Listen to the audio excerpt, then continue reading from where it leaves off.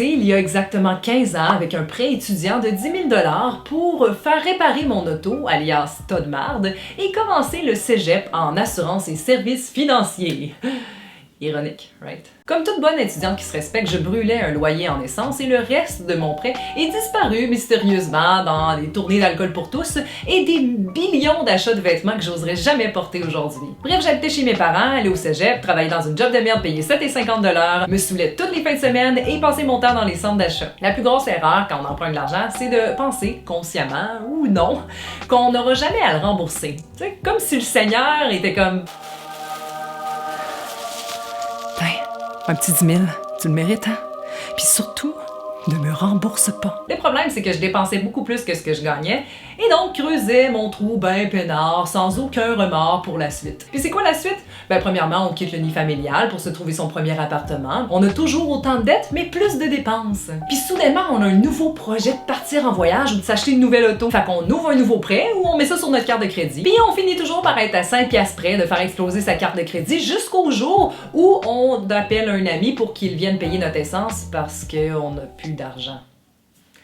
It happens. On est tellement dans la merde que la seule façon de rembourser tout ça, c'est de 1. Augmenter ses revenus et ou de 2. Réduire ses dépenses. Et à cette époque-là, et pendant des années, je voulais faire ni l'un ni l'autre. Jusqu'au jour où je suis tombée en solide dépression et que j'ai tellement touché le fond que je pouvais juste plus vivre ma vie comme elle était. La souffrance est une excellente source de motivation. Et grâce à elle et à une nouvelle coloc, j'avais réussi à mettre 10 000 $ de côté, ce qui était à ce moment-là le montant de ma dette. Mais au lieu de rembourser ma dette, je suis partie en voyage pendant 2 ans parce qu'à ce moment-là de ma vie, c'était ça ou la mort. Après ce voyage qui a ajouté 5 000 $ à ma dette, je me suis trouvé un travail que j'aimais, mais qui ne payait pas du tout, pour en revenir à la conclusion que je devais trouver un travail que je détestais, mais qui allait rembourser ma dette. J'étais de retour à la case zéro. À cet emploi que je détestais, j'ai rencontré un homme gorgeous qui est devenu mon chum et avec qui j'ai quitté cet emploi de merde pour partir en voyage. Bref, le peu d'argent que j'avais réussi à rembourser est réapparu dans ma dette. En revenant de voyage, j'ai parti ma compagnie Air Bohème qui a ajouté 4 000 $ à ma dette. J'avais toujours pas compris qu'il faut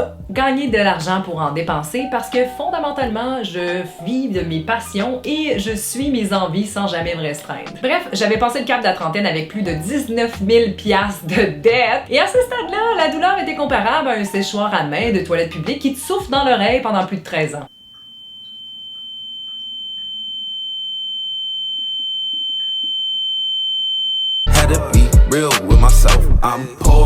En juillet 2018, j'ai trouvé un travail payant que j'adorais et qui m'a permis de commencer cette quête finalement. Mais quand le garage m'a annoncé que j'avais 1800 $ à mettre sur mon auto, j'ai transformé cette expérience traumatisante en solution. J'allais accueillir des Airbnb chez nous et donc augmenter mon revenu. J'ai dû dormir dans une mini-chambre, pas de fenêtre, 40 degrés Celsius, à faire des ménages et vivre avec des gens constamment dans mon environnement, mais ma dette baissait drastiquement. En novembre 2019, j'ai décidé de fermer ma boutique qui me coûtait beaucoup trop cher et dans laquelle je n'avais plus vraiment de passion. Je me suis libérée de plein de possessions inutiles et histoire de me libérer encore plus, j'ai quitté mon emploi qui était rendu hyper malsain. Je sais que le dernier point fait pas vraiment de sens, mais ça vaut la peine d'écouter la vidéo sur le sujet pour comprendre ma décision. Il me restait encore 5 000 $ de dette quand j'ai quitté cet emploi et heureusement pour nous, les Québécois, on a la chance d'avoir une partie de notre salaire payé quand la santé ne nous permet pas de travailler. C'est après avoir reçu la paye et des vacances que j'avais jamais pris à cet emploi que j'ai finalement remboursé le reste de ma dette le 2 avril 2020. Tous nos conseillers sont présentement occupés. Veuillez demeurer en ligne pour conserver votre priorité d'appel. Donc, c'est ça, moi je désirais fermer ma marge de crédit étudiante après plusieurs années. Il n'y a pas de problème. Et puis là, OK, elle n'existe plus. Fac, qu'est-ce que ça veut dire? C'est que vous n'avez plus de marge de crédit, plus de dette. Yes! Yes! Je te remercie beaucoup. Namasté! Et avant de fermer ce prêt, je me suis assurée d'avoir un minimum de 2 000 $ en tout temps dans mon compte pour couvrir mes dépenses en cas de besoin. Fait qu'est-ce que je regrette les centaines d'expériences que ce prêt interminable m'a permis de vivre? Non, ça m'a permis de vivre des aventures, de sortir de ma zone de confort, de grandir. Mais j'aurais certainement pu y arriver sans emprunter si j'avais pris un peu plus conscience de toutes les répercussions que ça pouvait avoir sur ma vie. Mais bon, des fois, il faut vivre cette expérience-là pour en prendre conscience. First, tu vas porter ce poids-là pendant des années, puis ça va te prendre des sacrifices énormes pour rembourser cette dette-là. Que ce soit en ayant une deuxième job, en vendant des trucs ou en mettant un stop sur tes projets. Secondly, ce prêt-là va avoir un impact sur ton crédit et peut t'empêcher éventuellement d'emprunter pour une maison, un projet ou encore quelque chose de plus important comme des problèmes de santé. Finalement, tu payes des intérêts qui peuvent équivaloir le montant total de ton prêt. Ça veut dire que tu vas avoir payé ton prêt 2 fois ou la moitié ou 3 fois même. Est-ce que tu as la date à laquelle j'ai ouvert cette marge-là à la base? Ça a été autorisé en 2010. OK! Est-ce que vous savez combien d'intérêts j'ai payé au total en 10 ans? 2708 $. OK, fait que 2708 c'est pour 5 ans. Fait que mettons, tu sais, au total, je pourrais me dire de 4 à 5 000, le gros top, Ouais. là. C'est pas... Exact. OK, parfait. Fait que c'est comme le 1/3 de mon prêt total, Ouais. à peu près, là, que j'aurais payé un intérêt sur 10 ans. Exact. On vit dans une société où les dettes et le crédit est normalisé, mais une dette qui dort sans actif dans ton compte, c'est juste une crise de dette qui t'empêche d'avancer. J'ai pas envie de me dire que c'est normal. J'ai envie de m'acheter ce que je peux m'offrir, de vivre simplement et librement. Nos croyances face à l'argent et les raisons pour lesquelles on dépense sont en grosse partie responsables du problème. Je pense qu'on manque d'éducation sur le sujet avant d'avoir l'âge légal d'emprunter. Des cours d'histoire, really? Quand est-ce qu'une personne te dit Hey, tu sais pas quoi? Je me suis fait arrêter par la police l'autre jour, puis en nommant l'année de fondation du Québec, il m'a laissé partir. est-ce qu'on peut arrêter de vivre dans le passé et montrer aux jeunes ce qui va vraiment les aider dans le présent et leur futur? Les banques ont autant leur responsabilité que les écoles. Bon, tu sais, on nous prête de l'argent sans condition puis sans nous informer des intérêts si on attend 2, 5, 10, 15 ans avant de rembourser. Nos visites à la caisse ressemblent à... Avez-vous votre horaire d'école? Parfait. Et voilà, 15 000 $ ont été ajoutés à votre compte. Vous pouvez rembourser quand vous voulez et vous pouvez littéralement vous acheter ce que vous voulez sans qu'on vérifie dès maintenant. Comme par exemple un voyage à Paris, une sortie aux danseuses ou encore des vêtements pour vous et vos amis. Je suis fière de pouvoir dire que j'ai finalement réussi.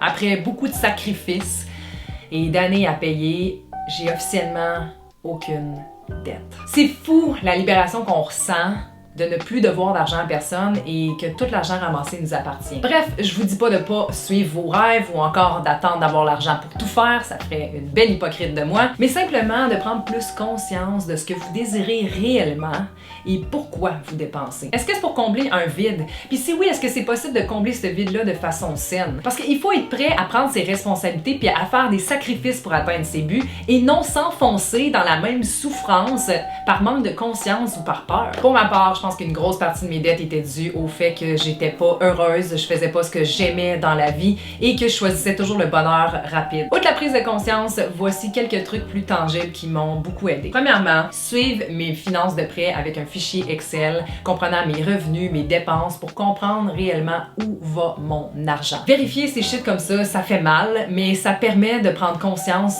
de la cause, la source du problème. Deuxièmement, tout l'argent que je faisais après dépenses, je le mettais dans ma dette. Je sais que certaines personnes mettent un montant fixe, mais pour moi, mon but, c'était de rembourser ma dette au plus crisse. Troisièmement, une fois ma dette remboursée, je me suis assurée de garder dans mon compte un minimum d'1 mois de dépenses. On dit que, normalement, il faudrait au moins 3 mois minimum. Finalement, n'étant pas une personne qui désire se priver des petits plaisirs de la vie, je l'ai dit et je le répète, le gros game changer pour moi a été d'augmenter mes revenus. Et si c'est pas possible pour vous, réduisez vos dépenses. C'est tout pour moi aujourd'hui. Je vous souhaite de vous libérer de vos dettes, mais aussi de vos croyances face à l'argent, de savoir forger votre propre opinion de comment vous désirez gérer votre argent et de vous informer intelligemment. C'était Émilie Derbohème. J'espère que vous avez aimé. Si c'est le cas, n'oubliez pas de nous faire savoir en likant, partageant, commentant. Et j'aimerais savoir, pour ceux qui ont remboursé leurs dettes ou ceux qui désirent le faire, quel serait ou quel a été votre premier achat d'adulte que vous êtes permis avec l'argent amassé. Et si vous n'êtes pas déjà abonné, n'hésitez pas à le faire en cliquant quelque part ici là, dans l'écran et sur la cloche pour être sûr de ne rien manquer. On a aussi un Instagram et un Facebook. Nos vidéos sont disponibles à chaque semaine. On se revoit la semaine prochaine. Namaste, guys! Finally! Finally! On dirait que je suis comme... Je viens d'avoir du sexe pour la première fois.